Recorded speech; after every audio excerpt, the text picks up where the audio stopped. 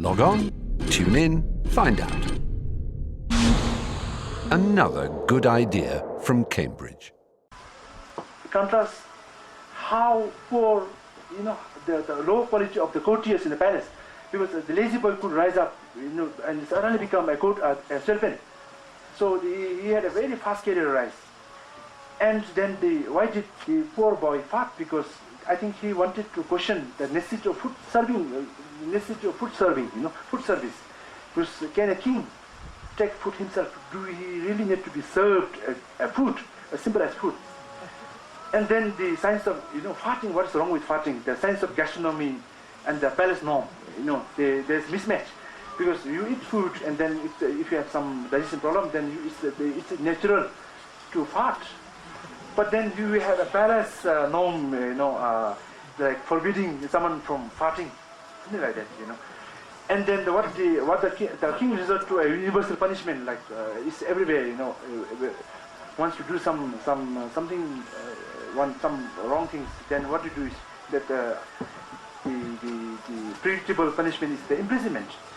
No, then the story contrasts the foolish courtiers and the clever lazy boy. And the courtiers, by conventional norm or conventional understanding, they are supposed to be very clever. But here, the lazy boy, he outsmarts all of them. And then the clever boy tells the guard that it's very foolish on the part to imprison a very clever servant and then be surrounded himself by foolish courtiers. And the king thinks that, and then king calls this lazy boy and what can you show how clever you are? And the lazy boy just informs the king that if you can find a person who has never farted in their life, I can make a lot of muti, a sort of a blue pearls, precious items, precious stone. And then for the economic greed, the king suddenly sends his courtiers in forward direction to find one subject who has never farted in his life. And the palace courtiers goes everywhere, and then they finally return, and they could not find anyone who has never farted in their entire life. So then the lazy boy tells the king, that means the king must be the only one. So you be my friend and then let's make a muti. And the king becomes so afraid. He was so afraid that that his stupidity could be exposed in front of everybody. So he releases. Then the king acknowledges that, of course, I also fart. It's a natural process, so I must acknowledge. So the lazy boy is released. And then because king felt so embarrassed, embittered, and he really wanted to take a revenge, and then he starts with a lot of wits. So he assigns the poor boy so many impossible tasks, But then the lazy boy had a proper answer, and then in the process he becomes the king. I think he faces embarrassment after embarrassment. And then here in the story, I think one lesson the story tells the listener is that it's too pity on the king to humble himself to the level of a lazy boy. Like he should be left like that, Like he is not. I think he really wanted to challenge. I think he should be other person, not this poor lazy boy. So anyway, the lazy boy always win. And then finally the king misuses the coercive state power, and then he exiles this king, the lazy boy, and as consequences, he ends up losing his throne, and then the poor boy, lazy boy, wins. And then and all this discussion, what I'm trying to say is like this discussion about this dissent actually is quite similar to the subaltern literature, which is quite vibrant in South Asia. Because in South Asia, until now, during the colonialism, the whole history has been written from the prism of the aristocrat, the colonial power, rich, the elites, and whereas the peasants, millions of poor peasants, have been ignored. So the subaltern study, they try to actually bring poor people, peasants, contribution to the making of history to the forefront. And here, some of the selected folktales actually provide a clues to how the social relations, the social system had been very unequal and exploitative, especially in the rural areas. And then these stories throw a lot of light on the dominance and control of state power and the authority, which were actually the system made by the big people. And then the farmers' resistance to this, small people's resistance to this use of power, state power. And it is, as I said in the beginning, is the expression of the alternative social order. And social order, not really about the domination. They want the farmers don't want the domination, but they wanted to make it less unjust, less unequal, and less exploitative. And this study of these folktales actually will help us in understanding the interface between, as explained before, the tension, the interface between the big people and these people. And now the national narratives. In the national narratives, you will see the opinions, the viewpoint, the actors, or perspective, the content of the state, king, lords, the ascending generation, teacher, man or husband. Whereas the voices of the citizen, the subject, the servant, the descending generation, the people, women or wife, have been neglected. And what I'm trying to, one of my main point here is that by studying those selected folktales containing the element of dissent, discontent, and rebellion, we can actually write local narratives, parallel to the national narratives, containing the voices, the perspectives of the group of people in the blue color. The state voices. We have, in our history, it's all about the history. Of course, it's being written by people who are in power. So the state, you see a lot of the voice of the state, but then of the citizen you don't find. Then of the king, but not of the subject, of the lords. So many in Bhutan we had a lot of. We used to have a lot of religious nobilities, but then their servants, their zapa, all those drapa, they were not actually heard. And then, of course, if you had a local narrative, sort of a local narrative, it is written from the perspective of the ascending generation, our farmer, and of the voices of the children were not actually heard. And then of the people, always from the teacher's perspective, we have a Namthar, a biography of big lamas, but then we don't have of the disciples. Disciples, when they were disciples, of course, as they grow, they also become a lama, but then what about their lives when they were disciples? And then men. The women has been always neglected. Then husband, even at the macro level. Then, if you can narrow the zoom down, you have now the elder brother, the younger brother. And these are the summary of my presentation. Folktales reflect social, economic, and political milieu of a particular time and place. And if that is so, it follows, I think, that folktales originated from some people. This is a big claim I make, and I think, as I said in the beginning, this is a big claim I make. And if you ask me, after 2 years, I think I'll have the empirical evidence ready. And there are a lot of elements of dissent and discontent of the small people, our social order made and dominated by big people.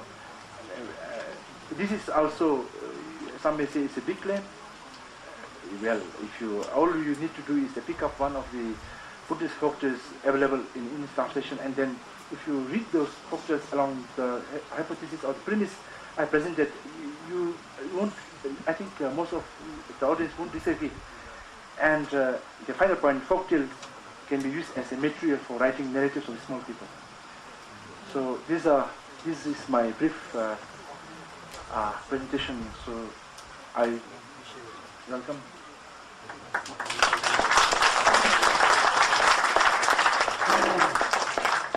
Very good afternoon, Madam Chair, scholars, dignitaries, teachers, students, and everyone gathered here.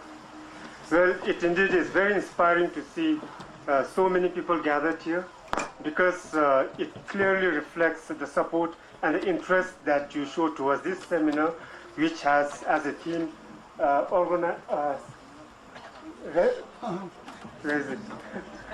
recognizing and reviving oral traditions. So this is very inspiring. And now to really go into what I am supposed to do, I would like to begin by recounting a bit about my childhood days. I come from a village, and every winter vacation with my grandparents, I used to go to the pasture land, and I used to listen them tell interesting stories. And it was through their stories that they told me that I could really get a lot of values and many interesting things about the society in which I was born. So, but now what is actually happening is that we see that this tradition of folktale narration is steadily fading, and it is very appropriate that CBS has come up with this seminar. Even in the school curriculum, as a teacher, I remember teaching Alice in Wonderland and not Buddhist folktales. And as a curriculum officer, I saw and read many stories of other countries and very few of Buddhist folktales and Buddhist personal stories. But now, very interestingly, with the curriculum reform, it is heartening to know that the curriculum is now incorporating folktales of Bhutan as well as personal stories written by Buddhist authors. Coming to the media, storytelling sessions are almost absent, and it would need a lot of effort from all these stakeholders like Ministry of Education, media, research centers, and all the Buddhists to bring back and to revive the storytelling session, which is a very important ingredient of Buddhist life. Now, the plan of my presentation, first of all, the title of my paper is Ritualising Story, A Way to Heal Malady. And the plan of my presentation is, first of all, I would briefly talk about the rules of folktales, and then I would introduce the ritual and the content of the ritual, read the story, and briefly give a comparative look at the ritual and storytelling, and then conclude and give a concluding remark. Now,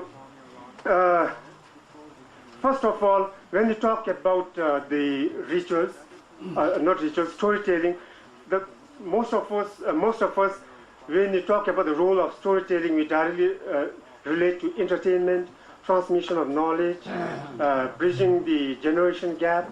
So these are some of the common things that come to our mind. But this paper of mine would like to go a step ahead and then tell that storytelling is more than entertainment and transmission of knowledge and values, but it is also used as a healing process in the villages. And I would demonstrate that and illustrate that through a ritual that I had observed. Now, first of all, let me briefly talk about the rules of storytelling that have been briefly touched upon by the two scholars in the morning. First of all, it is entertainment. As a boy, I'm sure many of us here had the same experiences. For us in the villages, the first purpose of listening to stories was entertainment. Tucked away in the remote villages and devoid of modern entertainment gadgets, one of the entertainments in the villages was storytelling. And even today, if you go to the faraway villages, we still have people telling stories and entertaining their children. So this is one of the reasons. And next one is transmission of knowledge. Coming to the transmission of knowledge, through the stories we learn, we get a lot of knowledge. For example, through the stories, without having gone to Tibet, we know that in the north we have Tibet and in south we have India. Without having seen an ocean, many Buddhists would describe ocean as a large expanse or large body of water, thame jangso, that endless or boundless water. So all this kind of knowledges we get through storytelling. And bridging the generation gap is another important role of folktale or storytelling. Because now with globalization and development, we see that the younger generation, they actually do not know many of the things that our parents knew. So slowly our society actually is cracking down. But a process which can help cement back this gap or bridge the gap between the older and the younger generation is story. For example, when you talk about sachadosum, that is the fine or mannerism or the fine ways of presenting oneself, and these kind of knowledges we get through folktale or storytelling. For example, we have a story called The Lame Boy, the Poor Boy and the Lame Monkey. And in this story, it is a lame boy who actually teaches this poor boy how to present himself in a very grand and eloquent manner, how to behave in a very dignified manner. So through this story, what we actually know is that in the Buddhist society, we have fine ways of carrying oneself, and it is through the stories that we do. And it's just one example. And of course, there are many similar themes that talk about the Buddhist values. And these values, actually through the storytelling, can bridge the gap between the older and the younger generation. Another important role is building the community and giving identity to the community. For example, through storytelling, in a particular community, in the morning, the two scholars had also touched on that, the way that the story is interpreted by a particular society by itself is a way of relating themselves or creating an identity for themselves. Now, in the village where I conducted this research, I have seen that they worship a local deity called Radap.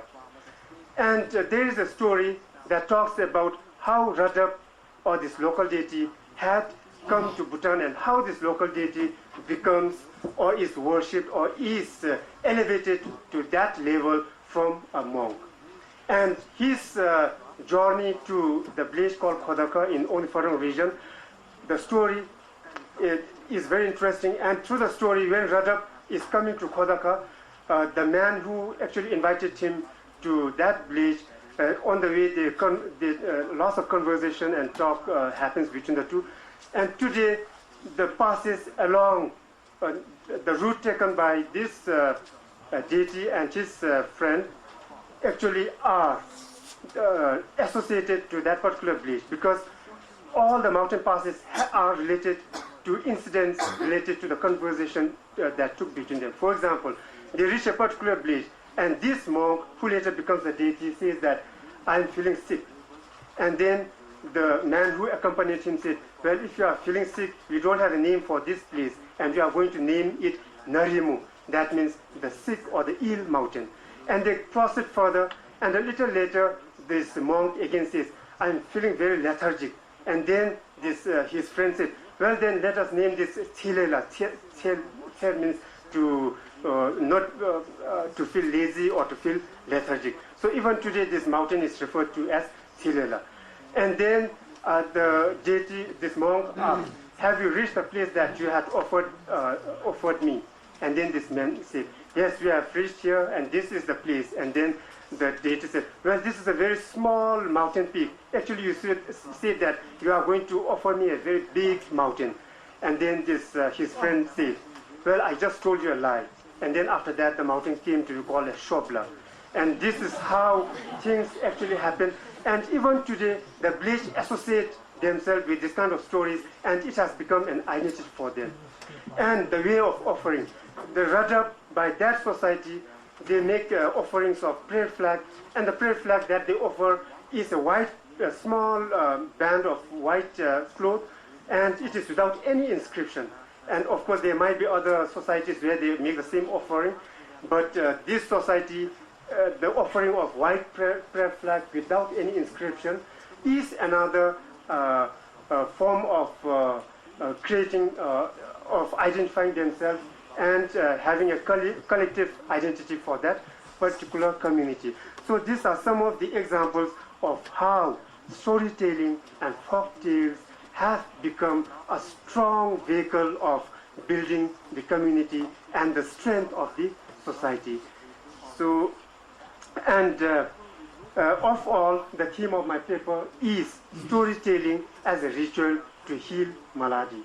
And about the healing of malady or illness, there are two ways. One is as a ritual, and one is a real storytelling.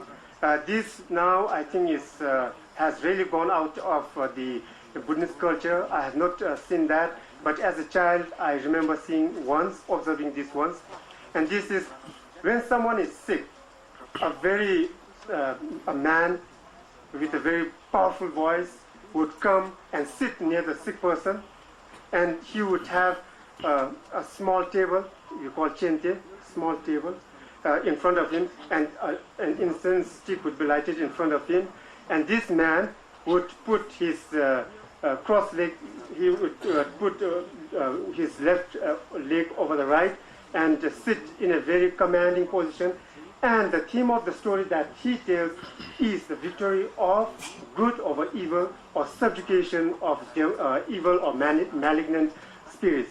So through the storytelling, in a very commanding and a very powerful way, ultimately what is expected is the sick person is cured or healed. So this is one way. But the one that I'm going to talk about is a real ritual. A story has been put in a form of a ritual, and this ritual is performed to expel a category of malignant spirit called Get. And after expelling this malignant category of evil malignant spirit, what actually is expected is that there's prosperity, happiness in the community or in the household. Now,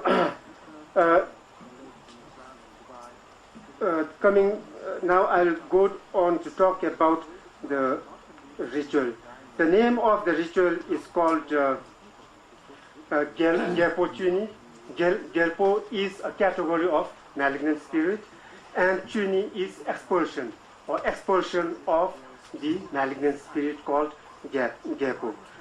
And this ritual is conducted in the village where I had observed, that's Jena, Gyeok in Onggifodong. And from my informants, it seems many villages in Onggifodong region, they conduct this ritual. So having introduced the ritual, now I would like to read the story. I'm not very good in narrating folk tales or stories, so I'll just read it for sake of clarity. The story. A very long time ago, in Linkate, the kingdom of King Gesar of Ling, a tree, Chamashin. I do not know the name of this tree. I couldn't manage to find it. The name of the tree is called Chamashin. A tree, Chamashin, gave birth to a strange object that appeared like a field sack. People were shocked and worried that it was ominous and might bring calamity to Linkate. However, to the surprise of his subjects, King Gesar of Ling opened the sack and found a baby boy inside. The king decided to bring him up. He was named Changshin Gepo. Chamashin, the name is derived from the name of the tree from where this boy was born. King of Changma tree, as he was born from Changma Shin. As the baby turned into a boy, King Gesar of Ling made him the cowboy of his favorite cow called Patenye Kendruzom. The translation of this is naughty cow where source of all conflict is accumulated. So this is the name of the favorite cow of King Gesar of Ling. Near the cowshed lived a man who cultivated a big wheat field. As the summer wheat turned lush, the man calculated a bountiful harvest.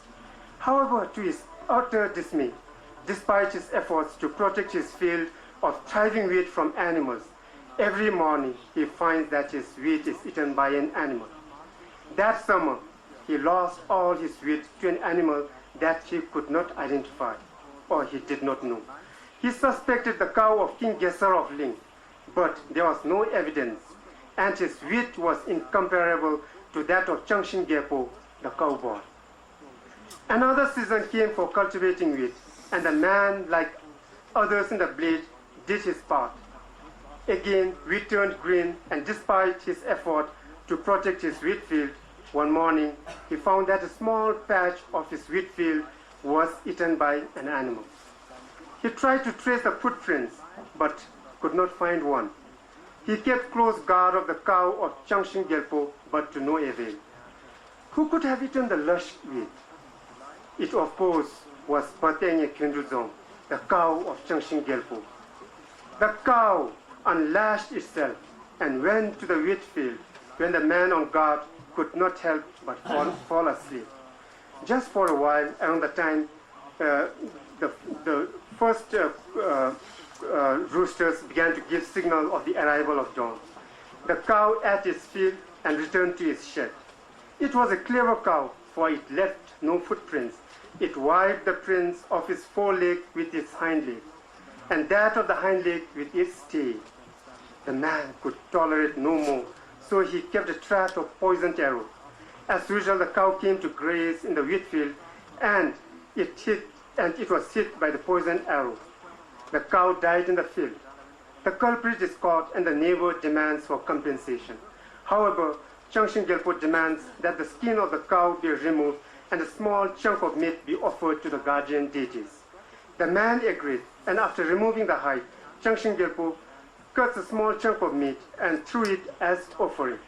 2 crows came by, but instead of eating the chunk of meat, they fight. 2 dogs came by, and they also fought. 2 boys came by, and they fought. The mothers of the 2 boys joined the fight, the husbands, the local leaders, and ultimately everyone joined in the fight. Finally, the news of the unrest and the conflict that was happening in his kingdom reached the ears of King Gesar of Ling. The wise king consulted the best astrologer to diagnose the cause of the conflict and the associated prescription. The cause of all the conflict was Changshin Gelpo, who intentionally did not look after the cow. The recommendation was to chase away Changshin Gelpo beyond the frontiers of Linkati, kingdom of King Gesar of Ling, if peace was to be restored. Thus, a ritual was performed as advised by the astrologer, and Changshin Gelpo was chased away, crossing many rivers and lakes. All the misfortunes and causes of conflict and sickness of Linkati were also sent with him. Peace and happiness was once again restored in the kingdom of King Gesar of Ling. So this is the story of Changshin Gelpo. And now, what is actually interesting to note is, this is the story, and when you look at the content of the ritual, is that it is exactly the same. Gelpo Chuni, the expulsion of the gap or the malignant spirit, the content of this ritual and this story is exactly the same. The only difference is that this is a narrative form, whereas in the ritual it is explained in a very, very poetic form. So now let me briefly talk about the ritual. In this ritual, what actually happens, it is a very simple ritual which does not require much preparation. We just need junagu, 9 types of cereal and small quantity, and they cut this changmashi, the small branches of changmashi, and one part, and they make a bundle of changmashi, and one part of it is painted into black, which represents the malignant spirit, and the other part is kept white, representing the ultimate consequence of performing this ritual, that is happiness and goodness. Now, an effigy of Changshin Gelpo is prepared, and a butter lamp is lit, and then a po or a medium performs this ritual, and during the course of the ritual, King Gesar of Ling is invited and invoked. After invocation, the Changshin Gyalpo is slowly chased away, and before chasing away Changshin Gyalpo, the Po or the medium narrates this story in a poetic form, and slowly and steadily Changshin Gyalpo is cajoled to leave the house, starting right from the rooftop. Rooftop is identified as the residence of the flag deity, and the attic to store the straw for the cattle in winter. And then the corner of the house is identified as a place for the mother, and the center of the house as playground of children. So slowly this malignant spirit Gap is chased away. So after chasing away this malignant spirit or Gap, people have a feeling that they would bring prosperity and happiness back in the community. So this is a ritual, and we also have, this is not the only one. Of course, I have not done a very detailed study, but from what I understand is that there is a ritual called Karfu, and in that one also, when you study the content of this ritual, Karfu of Tamang village, you come to understand that here there is this same thing happening. The content of the ritual actually is a story where people actually invite God to come down, and a bat goes to heaven to invite the God down on earth. And similarly, Thabe ritual in Ondupadang region, here we have 13 invocations of the God, and in this 13 invocation, what we actually notice is that this